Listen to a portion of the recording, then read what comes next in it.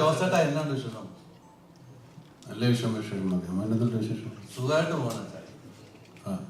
എനിക്ക് തോന്നുന്നു 104 ദിവസം ഷൂട്ട് ചെയ്ത കഥ വന്നപ്പം ഇന്നലത്തെ ഒരു ഇന്റർവ്യൂവിൽ പറയുന്നുണ്ടായി മമ്മൂക്ക, അതിലേറ്റവും കൂടുതൽ ആക്ഷന് വേണ്ടി ദിവസങ്ങൾ മാറ്റിവെച്ചു, ചേസിങ്ങിന് വേണ്ടി. അപ്പൊ ഞങ്ങൾ പ്രതീക്ഷിക്കുന്ന മാസാണെന്ന് ഞങ്ങൾ പറഞ്ഞു. മമ്മൂക്ക പറയും മാസ് അല്ല എന്ന് പറയും, മമ്മൂക്ക ക്ലാസ് അല്ല എന്ന് പറയും.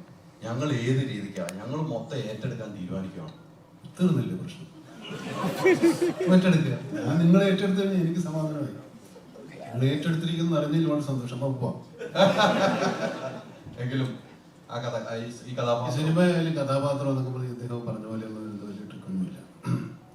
നമ്മൾ സാധാരണ സിനിമയിൽ അഭിനയിക്കാൻ പറ്റുന്ന പോലെ സിനിമയിൽ അഭിനയിച്ചിട്ടുണ്ട്. പിന്നെ ഈ പറഞ്ഞ പോലെ ഈ മലയോര കഥാപാത്രങ്ങൾ ഒരുപാട് ഞാൻ അഭിനയിച്ചിട്ടുണ്ട്. പക്ഷെ എവിടെയെങ്കിലുമൊക്കെ ചെറുതായിട്ടൊക്കെ വരും. കാരണം ആ ബെൽറ്റിൽ എല്ലാ ചെറിയ നുവാൻസസ് മാത്രമേ വ്യത്യാസം ഉണ്ടാവുള്ളൂ മനുഷ്യൻ. എന്നാലും പരമാവധി. പിന്നെ നമ്മുടെ കഥ പ്രധാനപ്പെട്ട് നടക്കുന്നത് കേരളത്തിലല്ല, ഭൂരിഭാഗവും തമിഴ്നാട്ടിലാണ്. പിന്നെ മറ്റുള്ളവരുടെ ആരും ആ ഭാഷ പറയുന്നില്ല. അതുകൊണ്ട് അങ്ങനെ ഒരു സ്ലാങ്ങിന് ഒരു വലിയ പ്രാധാന്യം പിടിക്കണ്ട. ഈ ക്യാരക്ടർ ജോസേട്ടായിയുടെ ക്യാരക്ടർ മാത്രമേ ഉള്ളൂ നമ്മൾ ഈ ഭാഗത്ത് കാണുന്നുള്ളൂ. ബാക്കിയുള്ളവരൊക്കെ തമിഴ്നാട്ടുകാരും അതിൻ്റെ ഇവരൊക്കെ. അപ്പം അതുകൊണ്ട് ആ പ്രശ്നങ്ങളൊന്നുമില്ല. പിന്നെ തമാശ എന്ന് പറയാൻ പറ്റില്ല, എന്താ പറയുക, ഹ്യൂമർ അവിടെ എവിടെയൊക്കെ വന്നു പോകുന്നു. കാരണം അതിനൊന്നും നേരമില്ല ഈ സിനിമയിൽ. അല്ല, തമാശ പറഞ്ഞല്ല, മനുഷ്യന്റെ തലയിൽ തീ പിടിച്ച് നിൽക്കുമ്പോൾ തമാശ പറയാൻ സമയം ഉണ്ടാവില്ല. അങ്ങനെയാണ് കഥാപാത്രത്തിന്റെ അവസ്ഥ. ജോസഫ് എടുത്തിയാട്ടക്കാരനായതുകൊണ്ട് പറ്റിപ്പോകുന്നതാണ്. അങ്ങനെ ഒത്തിരി നമുക്കൊക്കെ പറ്റിയിട്ടുണ്ടാവുമല്ലോ.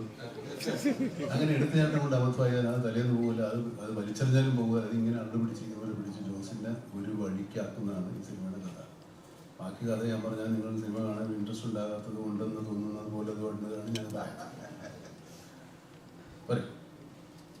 മതി, അത് കൃത്യമാണ്. അച്ഛാ, ഈ കഴിഞ്ഞ ദിവസം ഈ ഇന്റർവ്യൂ തന്നെ പറയാനുണ്ട്, ആദ്യമായിട്ട് കഥ പറയാൻ പോയപ്പോൾ നിനക്ക് കഥ അറിയാവുന്ന ചോദിച്ചൊരു സംഭവം മമ്മൂക്കാൻ നിങ്ങൾ ഓർമ്മ വരുന്നുണ്ട്. ഞാനൊരു സ്ക്രിപ്റ്റ് റൈറ്ററാണ് എന്ന് ആര് പറഞ്ഞാലോട് നമ്മളിവിടെയൊക്കെ പറയുന്ന അത്രയും പറയുന്നുള്ളൂ. അതുകൊണ്ട് നന്നായില്ലേ? തീർച്ചയായിട്ടും രണ്ടാമത്തെ സിനിമയായില്ലേ? അല്ല, ഒരുപാട് സിനിമ കഴിഞ്ഞു. മമ്മൂക്കാട് കൂടെ രണ്ടാമത്തെ സിനിമ. ഈ ടെറൈനിൽ തന്നെ ഒരു ആക്ഷൻ കോമഡി ജോണറിൽ നമുക്ക് പല സിനിമകളും ചെയ്തിട്ടുണ്ട്, നമ്മളൊക്കെ ആസ്വദിച്ചിട്ടുള്ള കാര്യമാണ്. അപ്പോഴേക്കും വീണ്ടും അതേ ഇപ്പൊ ഒരു അച്ചായനായിട്ടുള്ള ഒരു ക്യാരക്ടർ ചെയ്യാൻ തരുന്നത് മുമ്പ് ചെയ്ത ക്യാരക്ടറിനെ റീവിസിറ്റ് ചെയ്യുകയും കൂടെ ചെയ്യണമല്ലോ. അപ്പൊ എന്നിട്ടായിരിക്കണം ഒരു ക്യാരക്ടർ സെറ്റ് ചെയ്യും. അപ്പൊ അതിനെ എങ്ങനെയായിരുന്നു നോക്കി കണ്ടത്?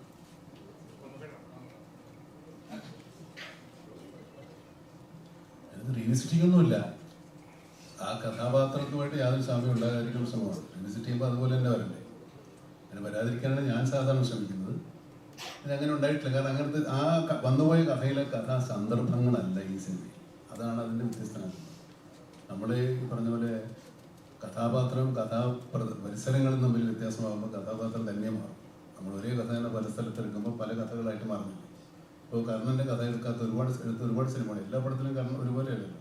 അതുപോലെ കഥാപാത്രത്തിൻ്റെ പരിസരങ്ങൾ മാറുന്നുണ്ട് ഈ സിനിമയിൽ മൊത്തമായിട്ട്. അപ്പോൾ കഥ മാറും, കഥാപാത്രവും മാറും. അങ്ങനെയൊക്കെ എല്ലാം എടുക്കാനും നമുക്ക് പറയണ്ടായി ദുബായ് ലോഞ്ചില് ഇതൊരു സാമ്പിള് മാത്രമാണെന്ന് പറഞ്ഞു. അപ്പം ട്രെയിലറിനെ പറ്റി അല്ല, അതെ, ഇതൊരു സാമ്പിള് മാത്രമാണ്. അപ്പൊ യഥാർത്ഥ വെടിക്കെട്ട് ഇനി വരാനിരിക്കുന്നേ ഉള്ളൂ.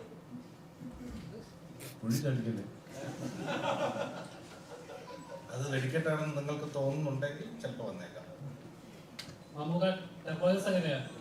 തോന്നട്ടെ എങ്ങനെയെങ്കിലും. നിങ്ങളൊന്ന് മുടക്കല്ലേ. ട്രിപ്പിൾ സ്ട്രോങ് ആണോ?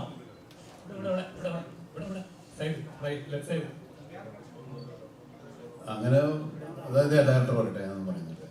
സ്ട്രോങ് ആണ്, ഡബിൾ സ്ട്രോങ് ആണ്, ട്രിപ്പിൾ സ്ട്രോങ് ആണോ? നിങ്ങൾ സിനിമ കണ്ടിട്ട് തീരുമാനിച്ചാൽ മതി. ഇതെന്താ സംഭവം എന്ന് വെച്ച് കഴിഞ്ഞാൽ ആ കഥയുടെ അല്ലെങ്കിൽ ആ സിനിമയുടെ സ്വഭാവത്തിനനുസരിച്ച് പരമാവധി ശ്രമിച്ചിട്ടുണ്ട് എല്ലാവരും. പ്രത്യേകിച്ചും നമുക്ക് ഒരുപാട് എഫേർട്ട് ഇട്ട് ചെയ്തിരിക്കുന്ന സിനിമയാണ്. നിങ്ങൾക്ക് സന്തോഷമുണ്ടാകാനും നിങ്ങൾക്ക് ആനന്ദമുണ്ടാകാൻ വേണ്ടി തന്നെയാണ് അദ്ദേഹം അത്രയും കഷ്ടപ്പെട്ടത്. നിങ്ങൾ കാണും, അത് നിങ്ങൾ തീരുമാനിക്കും. നമുക്ക് പടത്തിൽ നിന്ന് കിട്ടാൻ പോകുന്ന ഒരു മെസ്സേജ് എന്തായിരിക്കും? ഇപ്പോ മുൻകൂട്ടി പറയുവാണെങ്കിൽ എനിക്കത് ചോദിക്കാമോ എന്ന് അറിയില്ല. എനിക്ക് കേട്ടൊരു കാര്യമാണ്, ചോദിക്കാമോ?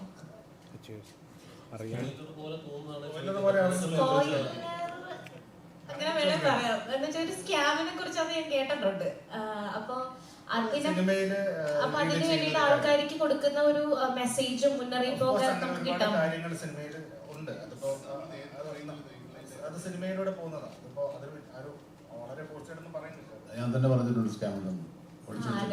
ചോദിക്കുന്നത് എല്ലാവർക്കും അറിയാവുന്നവര് സ്കാം ഉണ്ട് കഥ.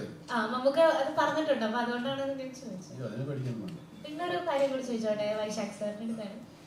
അയ്യോ നമുക്ക് കുഴപ്പമില്ല. ട്രെയിലറിൽ നമ്മളൊരു റിഫൈൽ ഷോട്ട് കാണുന്നുണ്ട് തോക്ക് വെച്ചിട്ട്. അത് ഇതുവരെ ഞാൻ മലയാളത്തില് അങ്ങനെ ഷോട്ട് കണ്ടിട്ടില്ല. അത് ഭയങ്കര ബ്യൂട്ടിഫുൾ ആയിട്ട് ആണ് എടുത്തേക്കുന്നത്. അപ്പൊ അതിനെ പറ്റി ഒന്ന് ആ ഷോട്ട് നമുക്ക് തന്നെയാണ് എടുത്തിരിക്കുന്നത്. കാരണം അല്ല, ആ ഷോട്ട് നമുക്ക് എടുക്കാൻ പറ്റില്ല. അത് റിഗ് ചെയ്തിട്ട് ഒരു സ്റ്റിക്കിൽ റിഗ് ചെയ്തിട്ട്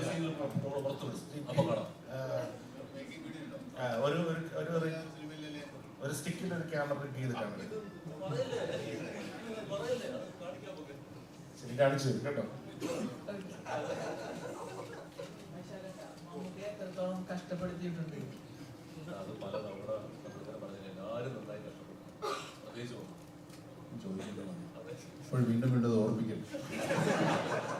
മലയാള ഫിലിമിൽ ഒരു ഡയലോഗ് ഉണ്ട്, അവന്റെ ഇടി എന്ന് പറഞ്ഞാൽ ഒരു 1.5 കിൻഡൽ വരുന്നു. ടർബോ ജോസിന്റെ ഇടിക്ക് എത്ര കിൻഡൽ ഉണ്ടാവും? കൊണ്ടു നോക്ക് അല്ലെങ്കിൽ കണ്ടു നോക്ക്.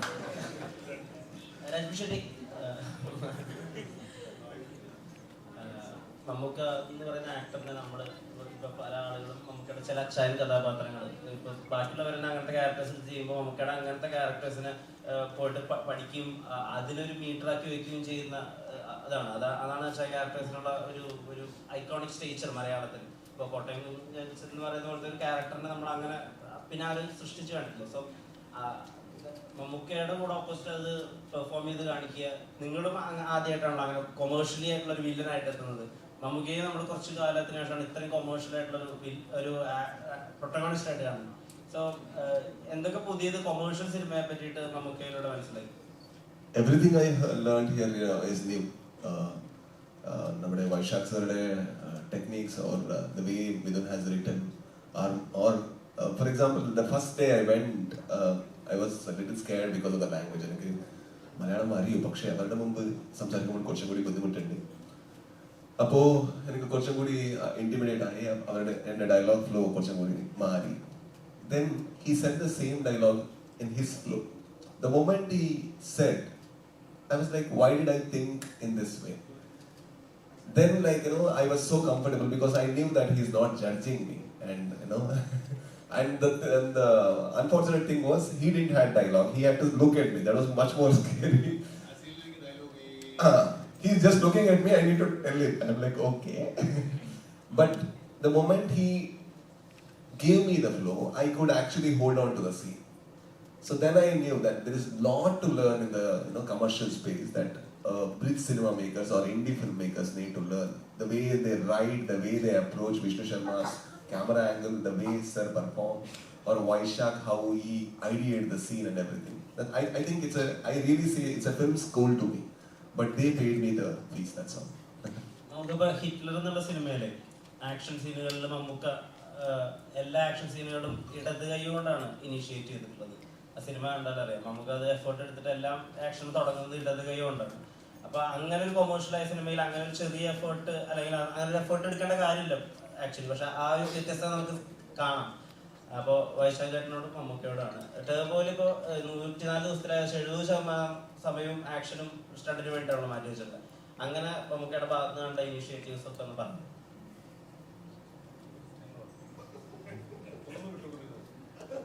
ഒന്നാമത് ഇവരൊന്നും പറയാൻ സമ്മതിക്കില്ല.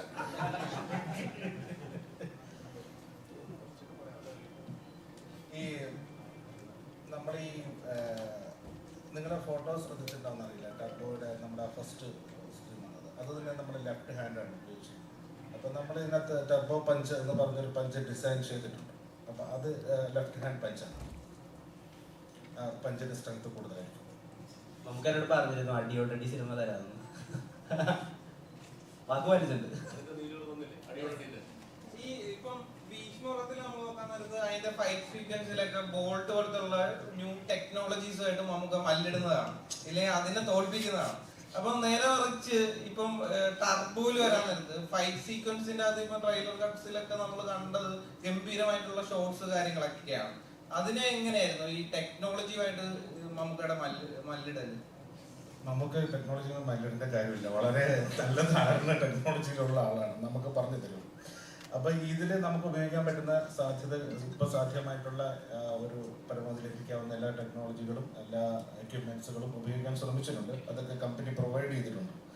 അപ്പോൾ അത് വെച്ച് നമുക്ക് ചെയ്യാവുന്ന ഒരു ബെസ്റ്റ് കൊടുക്കാൻ പറ്റിയെന്നാണ് വിശ്വാസം. കണ്ടു നോക്കും. അപ്പോൾ ഈ നമ്മുടെ വോയിസ് മോഡുലേഷന്റെ ഭയങ്കര ഒരു ഫാനാണല്ലോ. അപ്പോൾ ഈ ഓസ്ലറി ഡെബിൾസ് ഓൾട്ടർനേറ്റീവും അല്ലെങ്കിൽ ടർബോ ജ്യൂസ് എന്നൊക്കെ പറയുമ്പോൾ നമുക്ക് കിട്ടുന്ന ഒരു ഇമ്പാക്ട് ഉണ്ടല്ലോ. ഈ മമ്മൂക്ക പറയുമ്പോൾ അതൊരു ഭയങ്കര ഡിഫറെന്റ് ബോൾ ഗെയിമാണ്. അപ്പൊ ഈ ഡയലോഗ്സ് എഴുതുമ്പോഴും എന്തൊക്കെ എഫേർട്ടുകൾ ആ ഒരു ഫാൻ ബോയിൽ നിന്ന് ഉണ്ടായിട്ടുണ്ട്?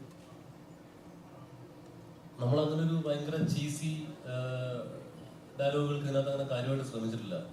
ജോസേട്ടായി പറഞ്ഞതുപോലെ തലയ്ക്ക് മീതെ പ്രശ്നങ്ങൾ വന്ന് നിൽക്കുമ്പം വർത്തമാനം പറയാൻ പോലും പറ്റാത്ത അവസ്ഥയിലാണ് പുള്ളി പല ഘട്ടങ്ങളിലും നിൽക്കുന്നത്. പിന്നെ ഉള്ള ഡയലോഗുകൾ, രസമുള്ള ഡയലോഗുകൾ ഉണ്ടെന്ന് ഞാൻ വിശ്വസിക്കുന്നത് പുള്ളി പറയുമ്പോൾ അതിനൊരു ഭംഗി ഉണ്ടാവുമല്ലോ. ആ ഭംഗി നിങ്ങൾക്ക് പ്രതീക്ഷിക്കാമെന്ന് എനിക്ക് തോന്നുന്നു. നമ്മൾ എഴുതിയിട്ടേ ഉള്ളൂ, ബാക്കി അദ്ദേഹത്തിൻ്റെ കയ്യിൽ അദ്ദേഹം പറയുമ്പോൾ ഉണ്ടാവുന്നൊരു ഭംഗിയുണ്ടല്ലോ, അതുണ്ടാവും. ഈ കഥ പറയാൻ പോകുമ്പോൾ മമ്മൂക്കായിട്ട് രണ്ടാമത്തെ സിനിമയാണ് ചെയ്തത്. ഈ കഥ പറയാൻ പോകുമ്പോൾ മമ്മൂക്കായുമായിട്ട് സംസാരിക്കുമ്പോൾ ഇത്തരം ഒരു കഥയാണ് ചെയ്യുന്നത്. നമുക്ക് തോന്നുന്നു കുറേ ആക്ഷൻ ഉള്ളതുകൊണ്ടാണ് വീണ്ടും വീണ്ടും ചോദിക്കുന്നത്. വേറെ പല രീതിക്ക് മേക്കിംഗ് ചെയ്ത സ്ക്രിപ്റ്റ് എഴുതിയിട്ടുള്ള ആളുകളാണ്. ഈ കഥ പറയുമ്പോൾ മമ്മൂക്ക എങ്ങനെയാണ് താങ്കളുടെ അടുത്തൊരു പ്രതികരണം നടത്തിയത് ആദ്യം ഫസ്റ്റ് ടൈം? ഞാനും വൈചാട്ടും കൂടെ പൂനെയിലെ കണ്ണൂർ സ്പോണ്ട് ലൊക്കേഷനിൽ പോയിട്ട് കഥ പറയുമ്പോൾ കഥ കേട്ടപാടെ പുള്ളി അത് ഇത്രയും ആക്ഷനോട് കൂടി തന്നെയാണ് പറഞ്ഞത്.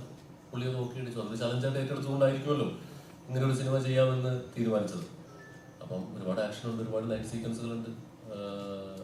അപ്പോൾ അത് പുള്ളി അത് അപ്പം തന്നെ നോക്കി അടിച്ചതിന്റെ കാരണം അതൊരു ചലഞ്ചായിട്ട് ഏറ്റെടുക്കാൻ തീരുമാനിച്ചതുകൊണ്ടായിരിക്കുമെന്ന് എനിക്ക് തോന്നി. അത് അങ്ങനെ തന്നെ ആയിരുന്നു. അത് ഞാൻ തന്നെയാണ് പ്രൊഡ്യൂസ് ചെയ്യുന്നതെന്ന് പറഞ്ഞു.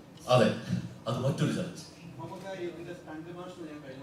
നമ്മുടെ മാസ്റ്ററെ കണ്ടപ്പോൾ ഇവിടെ ഒരു സിനിമയുടെ ലൊക്കേഷൻ മാസ്റ്റർ പറഞ്ഞൊരു ഡയലോഗാണ്. എനിക്ക് ഞാൻ ചോദിക്കുകയാണ്, മമ്മൂക്ക വീണ് കിടന്നു നമ്മളെ ഇതിൽ കാണില്ലോ, വീണ് ഇപ്പോൾ എഴുന്നേറ്റ് കഴിഞ്ഞപ്പോൾ വേറൊരു ഡോപ്പിട്ട് ചെയ്യാമെന്ന് മമ്മൂക്ക അത് വേണ്ട, ഇത് ഞാൻ തന്നെ ചെയ്യുമെന്ന്. 95% മമ്മൂക്ക തന്നെയാണ് ചെയ്തതെന്നാണ് അദ്ദേഹം നമ്മളോട് പറഞ്ഞത്. ശതമാന കണക്കുകളൊന്നും എടുക്കേണ്ട കാര്യമില്ല. ടെക്നോളജിയുടെ ഭാഗമായിട്ട് വിടും. മമ്മൂക്കയുടെ എല്ലാ എഫേർട്ടും എടുത്തിട്ടുണ്ട്. അതാണ് മമ്മൂക്ക ഫുൾ ചെയ്തു എന്നാണ് പറഞ്ഞത്. അതാണ് നമുക്ക് സമ്മതിക്കില്ല. അങ്ങനെ വേറെ അദ്ദേഹം അതിൽ മാത്രമല്ല, നമ്മുടെ തന്റെ ബോഡി ലാംഗ്വേജിൽ ഭയങ്കരമായി കോൺഷ്യസ് ആയിട്ടുള്ള ആളാണ്. അപ്പൊ അങ്ങനെ ഒരുപാട് വേറെ ഷോട്ടുകൾ എടുക്കാൻ സമ്മതിക്കുന്ന ഒരാളല്ല പുള്ളി അതിനുവേണ്ടി ഫൈറ്റ് ചെയ്യുന്ന ആളാണ്. സിനിമയുടെ എന്റർടൈൻമെന്റ് ആയി കാണും, അത് എൻജോയ് ചെയ്യും. നമുക്ക് ഫൈറ്റ് ചെയ്തേക്കാണ്, അപ്പൊ ഫൈറ്റ് ചെയ്തിരിക്കാം. മമ്മൂക്കയെ വെച്ച് ഷൂട്ട് ചെയ്യാൻ വേണ്ടി ഫൈറ്റ് ചെയ്തിരിക്കുക. അതാണ് സത്യം.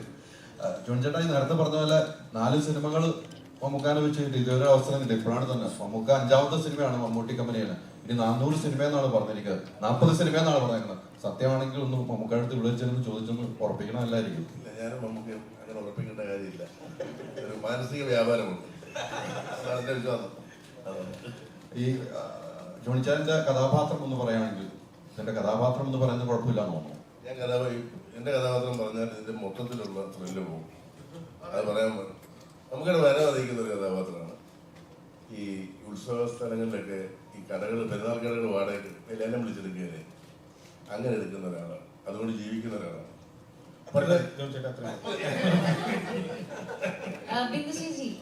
ബിന്ദു ചേച്ചിനെ നമ്മള് ലാസ്റ്റ് ആയിട്ട് എന്റെ ഓർമ്മയില് റോഷാക്കിലാണ് മമ്മൂക്കയുടെ ഒരു ഓപ്പോസിറ്റ് നിന്ന് കണ്ടേക്കുന്നത്. അപ്പൊ ടർബോയില് എങ്ങനെയായിരിക്കും? സംസാരിക്കുന്നതിന് മുമ്പ് ഒരു സെക്കൻഡ്, ഞങ്ങൾ ഒരുപാട് കഷ്ടപ്പെട്ട ഒരു കാസ്റ്റിംഗ് ആയിരുന്നു കേട്ടോ. അപ്പൊ അത് നിങ്ങൾക്ക് ഇഷ്ടപ്പെട്ടു? അതെ, അതെ ചേച്ചി പറഞ്ഞു. അതെ, റോഷാക്കിലെ വ്യത്യസ്തമാണ്, ഓപ്പോസിറ്റ് ആണ്. പക്ഷേ ഇപ്പൊ മമ്മൂക്കയുടെ അടുത്ത് തന്നെയാണ്. ചേച്ചി ഇപ്പൊ സായി ചേട്ടൻ പണ്ടൊരു ഇന്റർവ്യൂല് പറഞ്ഞിട്ടുണ്ട്, എനിക്ക് നേരിട്ട് വിളിക്കാൻ പറ്റില്ല മമ്മൂക്കനെ, ഏടാ ഇങ്ങ് വാടാ ഒന്നും പറയാൻ പറ്റില്ല. അപ്പൊ മമ്മൂക്കയുടെ അച്ഛനാവാൻ പറ്റുന്നുണ്ടല്ലോ രാജമാണിക്യത്തിലൊക്കെ, അതൊരു സൗകര്യമാണ്. അതുപോലത്തെ സൗകര്യം ആസ്വദിച്ചിട്ടുണ്ട് തീർച്ചയായിട്ടും. അത് ധർമ്മം മാത്രമല്ല,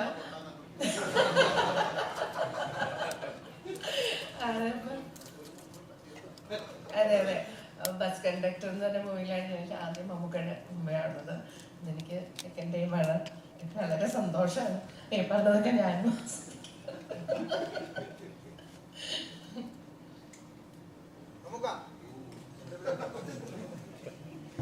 മമ്മൂട്ടി കമ്പനി പ്രൊഡ്യൂസ് ചെയ്യുന്ന ആദ്യത്തെ ഔട്ട് പടമാണല്ലോ ടെർബോ. അപ്പോ അത് മിഥുൻ മാനുവൽ തോമസ് എന്ന വ്യക്തിയിലുള്ള വിശ്വാസമായിരുന്നു അതിലോട്ട്? ഞാൻ മിഥുൻ മാനുവൽ തോമസിനെയും വൈശാഖിനേക്കാൾ വിശ്വസിക്കുന്നതിനേക്കാൾ കൂടുതൽ നിങ്ങളെ വിശ്വസിച്ചാണ്. അല്ലാതെ എനിക്ക് ഇവരെ ഞങ്ങളുമൊക്കെ നിങ്ങളെ വിശ്വസിച്ച് വരുന്ന കാരണം ഇത് പ്രേക്ഷകർ സ്വീകരിക്കുമെന്നാണ് ഞാൻ ഉൾപ്പെടെയുള്ള എല്ലാ സിനിമാ പ്രവർത്തകരും വിചാരിക്കുന്നതും അങ്ങനെയാണ് ഇറങ്ങിത്തിരിക്കുന്നത്. ചിലരുടെയൊക്കെ ഊഹങ്ങളൊക്കെ തെറ്റിപ്പോകും, ചിലർക്ക് ശരിയാവും. എല്ലാവർക്കും എപ്പോഴും എല്ലാം ശരിയാവില്ല.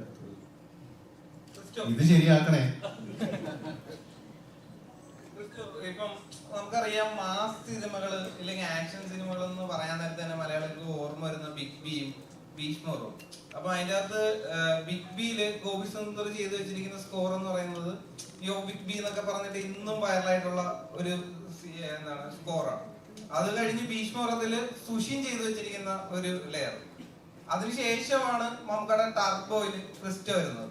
അപ്പം ഈ പറഞ്ഞ പോലെ തിയേറ്ററിനെ പ്രകമ്പനം കൊള്ളിക്കാനുള്ള സാധനം ഉണ്ടോ?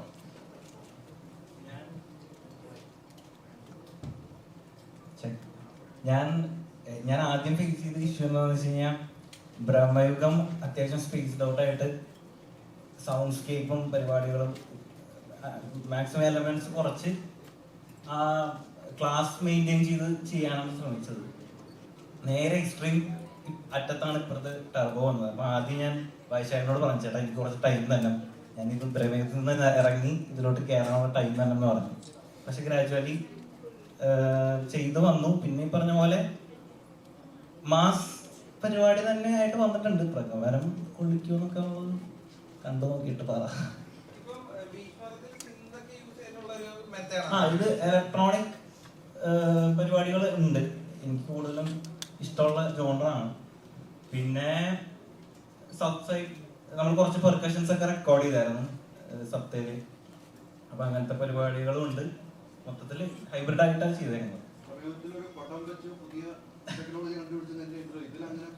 ഇല്ല, ഇത് ടെക്നോളജി ഇല്ല, പക്ഷെ കുറച്ച് പുതിയ സൗണ്ട്സ് ഇലക്ട്രോണിക്കലി നമ്മൾ ഉണ്ടാക്കിയെടുത്തിട്ടുണ്ട്. മറ്റേ മാനുവലി അല്ല, അല്ലാതെ ഡിജിറ്റലി ഇതില് സിന്ധിലുമായിട്ട്. അതെ, മറ്റേ പണിയായിരുന്നു ഇതില്. മറ്റേ ഫുൾ സിന്ധിലും ഇതിലൊക്കെ ആയിട്ട് കുറച്ച് സൗണ്ട്സ് ഉണ്ടാക്കിയിട്ടുണ്ട്. ഈ മമ്മൂക്കയുടെ സ്ലോ മോഷൻ ഷോട്ട്സിന് വേണ്ടിട്ട് RR ചെയ്യില്ലേ? അപ്പൊ ഈ ഫാൻ ബോയ് ഉണരുമോ?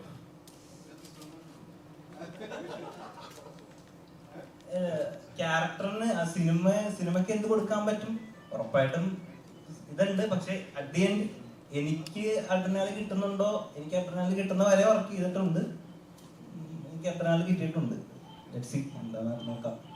ശബരീഷ്, ഇപ്പൊ ഈ മമ്മൂക്കയുടെ അനിയൻ സ്ഥാനത്തേക്ക് വരുന്ന കഥാപാത്രങ്ങൾ ചെയ്തവരൊക്കെ കുറച്ച് പേരെടുത്തിട്ടുണ്ട്. ഇപ്പൊ അത് നമുക്ക് റഹ്മാനിൽ കാണാം, ബിജു മേനോനിൽ കാണാം, ജയറാമിൽ കാണാം. അങ്ങനെ എല്ലാ ആളുകളിലും മമ്മൂക്കയുടെ അനിയൻ സ്ഥാനത്ത് അല്ലെങ്കിൽ മമ്മൂക്കയുടെ കൂടെയുള്ള ആളാവുന്നത് ഒരു കരിയർ അപ്ഗ്രേഡാണ്.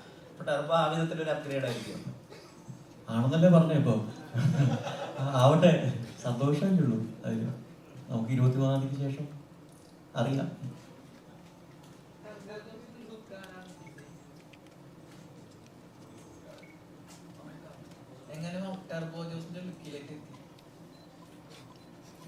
ഹെയർ കട്ടാണ് ഉദ്ദേശിച്ചത്.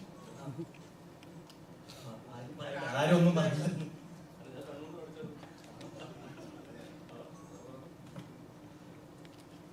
അതിലെന്തെങ്കിലും ഒരു പ്രത്യേകത വേണ്ടതെന്ന് പേര് ചെയ്തതാണ്. അതിനുമുമ്പ് ഞാനൊരു വെക്കേഷൻ വേണ്ടി ചെറുതായിട്ട് മുടി വെട്ടി. അപ്പോൾ കുറച്ച് ദിവസം ഷൂട്ടിങ് തുടങ്ങുന്നതിന് മുമ്പ് ചെറിയൊരു വെക്കേഷൻ ഉണ്ടായിരുന്നു. അപ്പോൾ മുടിയിലൊക്കെ ഒന്ന് പണം നോക്കിയതാണ്. അപ്പോൾ തിരക്കേട്ടില്ലാന്ന് ഇവർ പറഞ്ഞു. അങ്ങനെ ഒത്തതാണ്. അല്ലാണ്ട് അതിന് വേണ്ടി ഒരു പരിപാടി ഉണ്ടാകും ഇല്ലേ. പൂർവ്വം ചെയ്തിട്ടെന്ന് ചോദിച്ചാൽ അതങ്ങനെ മെയിൻറ്റെയിൻ ചെയ്തു. മുടി വെട്ടി കഴിഞ്ഞാൽ വളരെ കുറേ സമയം എടുക്കുമല്ലേ. അപ്പം അതിന് മുമ്പ് പടം തുടങ്ങണം. പിന്നെ ആ മുടി വെച്ച് അങ്ങ് അഭിനയിച്ചു. പിന്നെ പടം തീരുന്നവരെ ആ മുടി വെട്ടി അങ്ങനെ ആയിക്കൊണ്ടിരുന്നു. അങ്ങനെയാണ് അതിൻ്റെ കഥ. പടത്തിനകത്ത് 2-3 ഷർട്ട് കൊണ്ടൊക്കെ ഉണ്ട്. പിന്നെ ഡ്രസ്സിന്റെ കാര്യത്തിൽ വലിയ പ്രശ്നങ്ങളൊന്നുമില്ല. വണ്ടികളെ ഒരുപാട് ഇഷ്ടപ്പെടുന്ന ഒരാളാണ് താങ്കൾ. ഇവിടുത്തെ വണ്ടികളെ ഒരുപാട് ഇഷ്ടപ്പെടുന്ന ഒരാളാണ് താങ്കൾ. ഈ സിനിമയിലെ ആക്ഷൻ സീനിലെ വണ്ടികൾ ഡ്രിഫിംഗ് ഒക്കെ താങ്കൾ തന്നെ ചെയ്തെന്ന് പറയാറുണ്ട്. കുറെ വണ്ടികളുണ്ട്. വണ്ടികളൊക്കെ പഴയ വിലക്ക് വിറ്റോണ്ടിരിക്കുക. പൊട്ടിച്ചാൽ ചവിട്ടുന്നത്. ഈ സിനിമയിലെ ആക്ഷൻ സീനിലൊക്കെ മമ്മൂക്ക ഇതിന്റെ ഇന്റർവ്യൂവിൽ പറഞ്ഞിട്ടുണ്ടായിരുന്നു. ആക്ഷൻ സീനിലെ ഡ്രിഫ്റ്റിംഗ് ഒക്കെ താങ്കൾ തന്നെ ചെയ്തത്? അത്രയും സേഫ് ആയിട്ടുള്ള സ്ഥലത്ത് ഡ്രിഫ്റ്റ് എന്ത് ചെയ്യില്ല, കാരണം ആൾക്കാർ ചുറ്റും നമ്മൾ മാറി നിന്നെല്ലാം സേഫ് ആയി കഴിഞ്ഞാൽ ഡ്രിഫ്റ്റ് ചെയ്യാൻ എടുക്കില്ലേ. അതൊരു സാഹസികതയൊന്നും അല്ല, നമുക്ക് എന്തെങ്കിലും പറ്റിയാൽ നമുക്കേ പറ്റുള്ളൂ, വേറെ ആർക്കും ഒന്നും പറ്റുമെന്ന് മാത്രം. ഇതുപോലെ ആക്ഷൻ അങ്ങനെ ഒരുപാട് ഡ്രിഫ്റ്റിംഗ് ഒന്നും ഇല്ല, ചെറിയ കാര്യങ്ങൾ. അങ്ങനെ ചെയ്യാൻ താല്പര്യമുണ്ടോ? അല്ല അങ്ങനത്തെ പടങ്ങൾ ചോദിച്ചാൽ എല്ലാം നടക്കൽ മതി. ഇപ്പൊ റോട്ടിൽ എന്തോരം വണ്ടികളോ വലിയ പണി നടക്കും. ഒരു മമ്മൂട്ടി ചിത്രം ചെയ്യാൻ വേണ്ടി വയനാട്ടിൽ നിന്ന് ബസ് കയറിയ ആളാണെന്ന് പണ്ട് ആടിന്റെ ലോഞ്ചിന് പറഞ്ഞിട്ടുണ്ട്. ഇപ്പം ബേസിക്കലി ആ ഒരു നിറവേറ്റിയിരിക്കുകയാണ്. എങ്ങനെ തോന്നുന്നു? സന്തോഷം. ആഗ്രഹം നിറവേറ്റുമ്പോൾ തോന്നുന്നു സ്വാഭാവികമായ കലർപ്പില്ലാത്ത സന്തോഷം. ഒരു പടം ചെയ്യണമെന്ന് ആഗ്രഹം ഉണ്ടായിരുന്നുള്ളൂ. രണ്ടാമത്തെ പടത്തിൽ അദ്ദേഹത്തിന്റെ കൂടെ പ്രസ് മീറ്റിലിരിക്കുകയാണ്. ഒരുപാട് സന്തോഷം. സ്വാഭാവികമായിട്ട് ആ ചിന്തകൾ, ഇമാജിനേഷൻസ് അസോസിയേറ്റ് ചെയ്യുന്ന കുറെ ചിത്രങ്ങൾ, ഇപ്പൊ നായകനാണെങ്കിലും മിക്സി ആണെങ്കിലും ഭീഷ്മറാണെങ്കിലും അത്തരം കുറെ ചിത്രങ്ങളായിരിക്കും മനസ്സിൽ ആദ്യം വരിക. അപ്പൊ ഈ ഒരു മമ്മൂക്കനെ വെച്ചിട്ട് ഒരു ആക്ഷൻ സിനിമ ചെയ്യണം എന്നൊരു തോന്നലുണ്ടാകുന്നത് ഇങ്ങനത്തെ ഇമാജിനേഷൻസിനെ ബ്രേക്ക് ചെയ്യണമെന്നൊരു തോന്നുന്നുണ്ടായിരുന്നു. ഒന്ന്, ഇത് ആക്ഷൻ ഡ്രാമ ജോണറിൽ പെടുന്ന സിനിമയാണ്. ഇതിനങ്ങനെ ഒരു പ്യൂർ മാസ് സിനിമ എന്ന് പറയാമെന്ന് എനിക്കല്ല. ആക്ഷൻ ഡ്രാമയാണ് ഇതിൻ്റെ ഒരു പ്രോപ്പർ ജോണർ എന്ന് പറയാവുന്നത്. പിന്നെ കുറച്ച് ഹ്യൂമർ എലമെന്റ്സുകൾ കഥാപാത്രത്തിന്റെ ഭാഗമായി, കഥയുടെ ആ കഥാപാത്രം ട്രാവൽ ചെയ്യുന്നതിന്റെ ഭാഗം അയാൾ തന്നെയുള്ള ഒരു ഹ്യൂമർ എലമെന്റ് ഉണ്ട് എന്നല്ലാതെ അതല്ലെങ്കിൽ ഇതൊരു ആക്ഷൻ ഡ്രാമ ജോണറിൽ പെടുന്ന സിനിമയാണ്. അതിന്റെ മമ്മൂക്ക നേരത്തെ സൂചിപ്പിച്ചതുപോലെ അത് ട്രാവൽ ചെയ്യുന്ന പ്രതലങ്ങൾ വേറെ വേറെയാണ്. നമ്മളിപ്പോൾ നേരത്തെ നിങ്ങൾ സൂചിപ്പിച്ച സിനിമകളിലൊന്നും ഉള്ള ഒരു സാഹചര്യങ്ങളിലൂടെ അല്ല ഈ കഥാപാത്രം ട്രാവൽ ചെയ്യുന്നത്. അപ്പോൾ ആ ഒരു വ്യത്യാസം അല്ല അതിൽ തന്നെ ഉണ്ടാവുന്നുണ്ട്, സിനിമയുടെ യാത്രയിൽ ഉണ്ടാവുന്നുണ്ട്. അപ്പോൾ അതിനൊന്നും വേണ്ടി നമ്മളൊന്നും പ്രത്യേകിച്ച് ചെയ്യേണ്ടി വരുന്നില്ല. പിന്നെ ട്രീറ്റ്മെന്റിന്റെ മെത്തേഡുകളിലൊക്കെ ഉള്ള കാര്യങ്ങളിൽ ഓരോ കാലഘട്ടത്തിൽ അനുസരിച്ചിട്ടുള്ള മാറ്റങ്ങളും ഉണ്ടാവും, സ്വാഭാവികമായും ഈ സിനിമയിലുണ്ടാവും. മമ്മൂട്ടി ചിത്രം ചെയ്യാൻ നേരത്തെ എപ്പോഴും മമ്മൂക്കനെ കൊണ്ട് ഫൈറ്റ് ചെയ്യിപ്പിക്കാൻ ആഗ്രഹിക്കുന്ന ഒരാളാണ്. അപ്പം അതെന്തുകൊണ്ടാണ്? അത് ഞാൻ പൊതുവെ ആക്ഷൻ സിനിമകൾ കൂടുതൽ ചെയ്യുന്നതുകൊണ്ടാണ്. സ്വാഭാവികമായും അതിൽ ഹീറോസ് ആക്ഷൻ ചെയ്യേണ്ടി വരുമല്ലോ. അപ്പൊ അങ്ങനെ ആക്ഷന് പ്രാധാന്യമുള്ള സിനിമയാണ് ഈ സിനിമയും. അപ്പൊ അതിനൊരു ഡിസൈനും കാര്യങ്ങളൊക്കെ നമ്മൾ ചെയ്ത് പ്രിപ്പയർ ചെയ്ത് ഡിസ്കസ് ചെയ്തിട്ട് തന്നെയാണ് ചെയ്യുന്നത്. മിനിസ്റ്റർ രാജ വരാറായി. മിസ്റ്റർ രാജന് വേണോ? അതെ, ഇന്നിപ്പോ നമുക്ക് ടർബോ കഴിയട്ടെ. ടർബോയില് നമ്മുടെ ഈ ജോസേട്ടായി എന്ന് വിളിക്കുന്ന ജോസ് നാട്ടിൻപുറത്തെ ചെറിയ പള്ളിപ്പറമ്പിലൊക്കെ ചെറിയൊരു ഷോ അടി എന്തെങ്കിലുമൊക്കെ വഴക്ക് അങ്ങനത്തെ ഒരു അടിക്കാരൻ, അല്ലാണ്ട് വലിയ ഗുണ്ടയോ റൗഡിയോ മാഫിയ കിങ്ങോ അങ്ങനത്തെ ഉള്ള ആളൊന്നും അല്ല. നാട്ടിൻപുറത്തൊരു ഡ്രൈവറാണ്. ടൂറിസ്റ്റുകളെ ഈ ഹൈ റേഞ്ചസിൽ കൊണ്ടുവരുന്നത് ഭയങ്കര, അവിടെ ചില ഡ്രിഫ്റ്റിംഗ് ഒക്കെ ചെയ്ത് അങ്ങനെ അവരെ ഇംപ്രസ് ചെയ്യുന്ന ആളാണ്. പക്ഷെ അത് പടത്തിൽ കാണിക്കുന്നില്ല. ഈ പുള്ളി ഇയാളേക്കാളും 100 ഇരട്ടി ബലമുള്ള ആൾക്കാരുടെ മുമ്പിൽ പെട്ട എന്തായാലും സ്ഥിതി. അതാണ് ഈ സിനിമ ചുരുക്കി പറഞ്ഞത്. അതിനകത്തുള്ള അടിയെ നടക്കുള്ളൂ. മനസ്സിലാവുന്നുള്ള ഞാൻ പറയാം. നമ്മളെങ്ങാനും പോയി സാധാരണ മനുഷ്യർ പോയി എവിടെയെങ്കിലുമൊക്കെ പെട്ടാൽ വീട്ടിൽ കൊണ്ട് പൊമ്പലമായി പോകുന്നു. പക്ഷെ ജോസ് പിടിച്ചു നിൽക്കുന്നു എന്നുള്ള നമ്മുടെ സമാധാനം. സർവൈവൽ സ്വഭാവമുണ്ട് സിനിമ. കഥ ഞാൻ പറഞ്ഞില്ലെന്ന് പറയുന്നു. ഇതാണ് കഥ. ഇപ്പോൾ ട്രൂത്ത് ഗ്ലോബലിന്റെ ഈ ട്വിറ്റർ ഹാൻഡിൽസിലൊക്കെ വന്ന് ആളുകൾ ചോദിക്കുന്ന ചോദ്യങ്ങളുണ്ട്. അതായത് ടർബോയാണ് ഏറ്റവും അധികം വലിയ റിലീസ് വരാൻ പോകുന്നത് പുറത്തുള്ള സ്ഥലങ്ങളിലൊക്കെ, ഇതായിരിക്കും ഏറ്റവും വലിയ കളക്ഷൻ ഉണ്ടാവുക, അങ്ങനെ കുറെ ചോദ്യങ്ങൾ വരുമല്ലോ. അതിനോടൊക്കെയുള്ള പ്രതികരണം എങ്ങനെ? മലയാള സിനിമയിൽ ഇതുവരെ ഇറങ്ങാത്ത രാജ്യങ്ങളിൽ നിന്നടക്കം എൻക്വയറി വരുന്നുണ്ട്. അവിടെ റിലീസാവണമെന്ന് തന്നെയാണ് എൻ്റെ ആഗ്രഹം.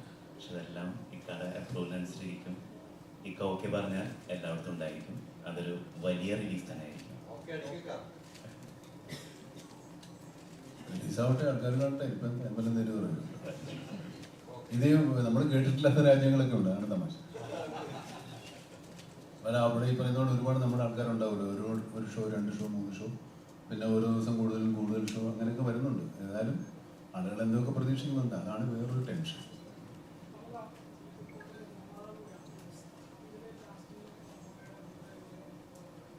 മമ്മൂക്കയോട് ചോദിച്ചിട്ടാണ് എല്ലാ കാസ്റ്റിങ്ങും ചെയ്തിരിക്കുന്നത്. ഏത് സിനിമ ഞാൻ ചെയ്യുമ്പോഴും അതിന്റെ നിർമ്മാതാക്കളോട് ചോദിച്ചിട്ട് തന്നെയാണ് എല്ലാ കാസ്റ്റിങ്ങും ചെയ്യാറുള്ളത്. കാരണം അവരാണല്ലോ പൈസ കൊടുക്കേണ്ടത്. അവരോട് ചോദിക്കാതെ ഒരു കാസ്റ്റിംഗ് വെക്കാൻ പറ്റില്ല. ഇതിൽ കുറെ താരങ്ങൾ തമിഴ് പല ഭാഷയിലുള്ള താരങ്ങൾ, അവരൊന്ന് പേരുകളൊന്നും പറയുകയാണെങ്കിൽ. മേജർലി നമുക്കുള്ളത് ഇദ്ദേഹവും സുനിലുമാണ്. അദ്ദേഹത്തിന് വരാൻ പറ്റും. പിന്നെ തമിഴ്നാട്ടിൽ നിന്നുള്ള നിങ്ങൾ കണ്ടിട്ടുള്ള ഒരുപാട് ആളുകൾ ഒരുപാട് പേരുണ്ട്. പ്രൊഡ്യൂസർ എന്ന നിലയിൽ മമ്മൂക്ക ഇതിന്റെ പ്രൊഡ്യൂസർ, ആക്ടറുമാണ്. അപ്പൊ ആക്ടർ പ്രൊഡ്യൂസറിന്റെ അടുത്ത് എങ്ങനെയാണ് ശമ്പളം പറഞ്ഞതെന്ന് പറഞ്ഞാൽ കൊള്ളായിരുന്നു. മമ്മൂക്ക കേട്ടിരുന്നോ? മമ്മൂക്കയാണ് ഈ സിനിമയുടെ പ്രൊഡ്യൂസർ, ആക്ടറുമാണ്. ആക്ടർ എങ്ങനെയാണ് ഈ പ്രൊഡ്യൂസറിന്റെ അടുത്ത് ശമ്പളം പറഞ്ഞതെന്ന് പറഞ്ഞാൽ കൊള്ളായിരുന്നു. ശമ്പളമൊക്കെ പറഞ്ഞിട്ടുണ്ട്, തരികയും ചെയ്യും. അന്നേരം പിടി മേടിക്കും,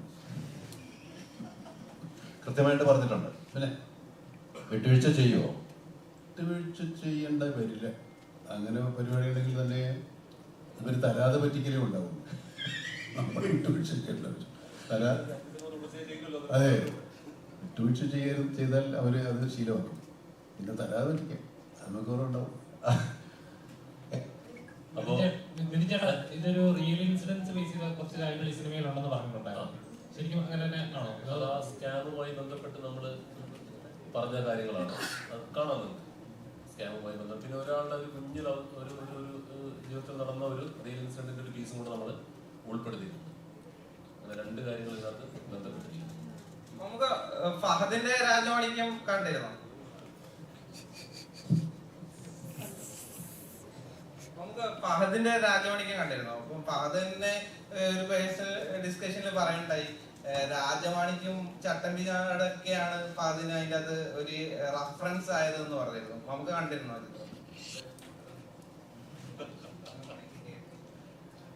എന്തായാലും വളരെ നന്നായിട്ടുണ്ട്. ഫഹദിന്റെ സ്റ്റൈൽ തന്നെയാണ്. നമ്മുടെ പറയുന്നതൊക്കെ ഒരു കേട്ടസി, നമ്മുടെ റെഫറൻസ് വെച്ചാൽ ഓക്കെ, പക്ഷെ അത് ഈസ് ഇൻഡിവിജ്വൽ പെർഫോമൻസ് ആണ്.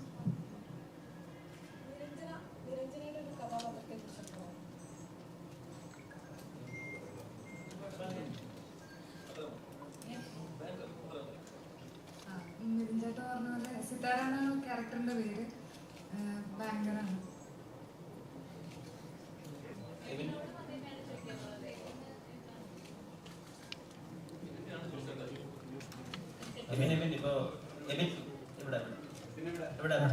എബിന്റെ ജീവിതത്തിൽ ഒരുപാട് നല്ല മൊമെന്റ്സ് കൂടി ഉണ്ടായിരുന്ന സെറ്റാണല്ലോ ബർത്ത്ഡേ സെലിബ്രേഷൻ. അപ്പൊ ഈ സർവന്റെ ഒരു ജേണി, മമ്മൂക്കയുടെ കൂടെ ഡയലോഗോടെ കടിച്ചു നിർത്തുന്ന ജേണി. അതായത് 23-ാം തീയതി എന്തായാലും അറിയാലോ. പിന്നെ നിതിൻ ചേട്ടൻ പറഞ്ഞ പോലെ ജോസഫായി എന്റെയും കൂടെയാണ്. അതാണ്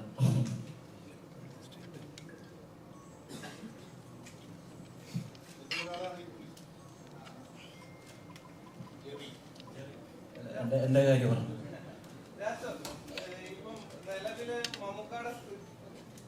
മമ്മൂക്കയുടെ സ്ക്രിപ്റ്റ് സെലക്ഷനെ കുറിച്ച് പാനലിൽ തന്നെ ശ്രദ്ധിക്കപ്പെടുന്ന പല സ്റ്റേറ്റ്മെന്റ്സും പല സെലിബ്രിറ്റീസും പറയുന്നുണ്ട്.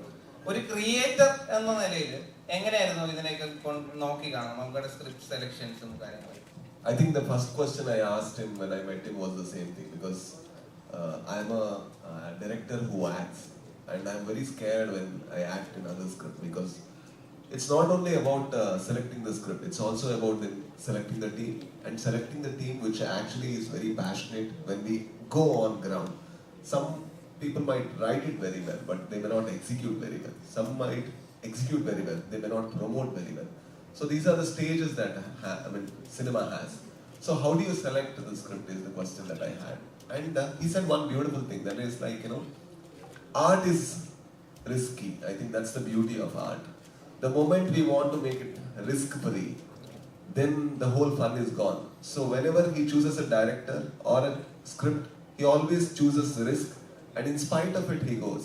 I think that is something like the whole industry, the Indian industry or the world, need to observe and learn.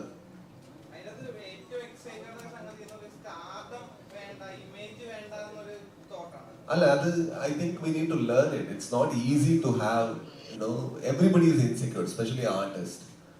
To have no insecurities when you select script and, for example, the moment somebody 1,000 people clap, you want 2,000 people to clap. Then you don't make films which are personal to 50 people. But that is not the case with Mammootty sir. He makes a film which might be completely personal like Kadal. And also a thriller and horror thriller like Brahma Yugam. And then he comes with a turbo. I don't know how. Maybe he need to explain, but it's beautiful to see and wonder. അപ്പോൾ ഈ ചോദിച്ചതിനുള്ള ഒരു നമ്മുടെ ആർട്ടിസ്റ്റുകളുടെ വിഷയം കൂടെ നിങ്ങൾ ചോദിച്ചതെന്ന് പറയാം. കബീർ സിംഗ് ദുഹാൻ അറിയാമല്ലോ. അദ്ദേഹമുണ്ട്. പിന്നെ തമിഴ്നാട്ടിൽ നമുക്ക് അരുൾദാസ് എന്ന് പറഞ്ഞ ആർട്ടിസ്റ്റ് ഉണ്ട്, പിന്നെ വസന്ത് രവി ഉണ്ട്, നമോ നാരായണൻ, അങ്ങനെ 80ഓളം പേര് നമുക്ക് പുറത്തുനിന്നുള്ള ചെറുതും വലുതുമായ കഥാപാത്രങ്ങളെ അവതരിപ്പിക്കുന്നുണ്ട്. പിന്നെ ഫിനിക്സ് പ്രഭു അറിയാലോ, ഷാജി നടുകൾ, അതൊക്കെ നമ്മുടെ പോസ്റ്ററിൽ കാണുന്ന ആളുകളൊക്കെ ടെക്നീഷ്യന്മാരായിട്ടുണ്ട്. പിന്നെ ഈ കാണുന്ന ഞങ്ങളൊക്കെയാണ് ക്യാമറയ്ക്ക് മുന്നിലും പിന്നിലുമായിട്ടുള്ളത്. ഇത്രയും പറഞ്ഞു വന്നതെന്ന് ചോദിച്ചിട്ടുണ്ടെങ്കിൽ ഇത്ര നേരം ഞങ്ങളോട് സഹകരിച്ച എല്ലാവർക്കും നന്ദി അറിയിച്ചുകൊണ്ട് നമ്മുടെ പത്രസമ്മേളനം ആർ.ജെ. ബാലാജി എന്ന് പറയുന്ന തമിഴ്നാട്ടിലെ ഡയറക്ടർ ഈ അടുത്ത് പറഞ്ഞിരുന്നു, മറ്റൊരു ആക്ടർ അവിടുത്തെ വലിയൊരു സൂപ്പർ സ്റ്റാറിനെ വെച്ച് സിനിമ ചെയ്യിപ്പിക്കുമ്പോൾ നരയിടാൻ വരെ അവർ കുറെ നേരം ഡിസ്കസ് ചെയ്യേണ്ടി വന്നു. നരയിട്ടാൽ എങ്ങനെയായിരിക്കും, ഇമേജിനെ ബാധിക്കും. മമ്മൂക്ക എപ്പോഴും മമ്മൂക്കയുടെ സൗകര്യത്തിനല്ല സിനിമയുടെ സൗകര്യത്തിനാണ് നിന്നിട്ടുള്ളത്. അത് ആ ഒരു ലവ് ഉണ്ടല്ലോ സിനിമയോട്, അത് അതിന്റെ പേരുടെ കാര്യം നേരത്തെ പറഞ്ഞ ലവ്, സിനിമയോടുള്ള ലവ്, പാഷൻ. എനിക്ക് സിനിമ അല്ലാതെ ഒരു വഴിയും വേറെ ഞാൻ കാണുന്നില്ല. ഈ സിനിമ ഇല്ലെങ്കിൽ എൻ്റെ കാര്യം കുഴപ്പത്തിലാവും, എൻ്റെ ശ്വാസം നിന്ന് പോകും. Thank you. നമുക്ക് ആ ഡയലോഗ്, ആ ട്രailer പറഞ്ഞ ആ ഡയലോഗ്, ലാസ്റ്റ് ഡയലോഗ് പറഞ്ഞ നമുക്ക് ഒന്ന് പറയാം പ്ലീസ്. അല്ല നമുക്ക് ആ ഡയലോഗ് ഒരു കാര്യമുണ്ട്, എനിക്ക് വേണ്ടി ഒരു പടം വരച്ച ഒരു കുട്ടി, അത് നമുക്ക് ഈ ഡയലോഗ് എന്തായാലും പറയണം കേട്ടോ. നമുക്ക് ഒരു കുട്ടിയുണ്ട്, ആ കുട്ടിയെ നമുക്ക് വിളിക്കാം. ആ കുട്ടി ആ ഡയലോഗ് ഒന്ന് പറയണം. അല്ല നമുക്ക് ആ ഡയലോഗ് പറയുമ്പോൾ നമുക്ക് പടത്തിലേ പറയുള്ളൂ, എനിക്കറിയാം. അല്ല ഇതിന് ആ ഡയലോഗും ഇതും മമ്മൂക്കയെ കൊണ്ട് പറയിപ്പിച്ചാണ് എന്റെ ഡയലോഗ്. നമുക്ക് ആ വീണ് കഴിഞ്ഞു. ഞാൻ വീഴുവാണല്ലോ, ഞാൻ വീഴുവാണെങ്കിൽ എൻ്റെ കൂടെ 10-15 പേരും കൂടെ. മമ്മൂക്ക ഞങ്ങൾ സിനിമയ്ക്കുവാണ്, ഞങ്ങൾ 10-15 പേരുമായിട്ട് സിനിമയ്ക്ക് പോകാൻ തീരുമാനിച്ചിരിക്കുന്നത്. എങ്ങനെയുണ്ട്? ഓടിക്കണ്ട നമുക്ക്, വീടരുത് ഒരിക്കലുമില്ല. മുന്നിലിരുന്ന് 10-15 പേരൂടെ പോകും, ഒരുത്തനും വീടിരുന്ന് എല്ലാവരും നല്ല എനർജി ആയിട്ട് പുഷായിട്ടിരിക്കും. എനിക്ക് ഒരു കുട്ടിക്ക് ഒരു ചെറിയ പരിപാടിയുണ്ട്. ജോർജ് ചേട്ടോ ഇപ്പോഴാണോ ശ്രീകണ്ഠൻ നായരുടെ നമ്മളെ വേണ്ട എടുത്തു പോകും. Thank you. നമുക്ക്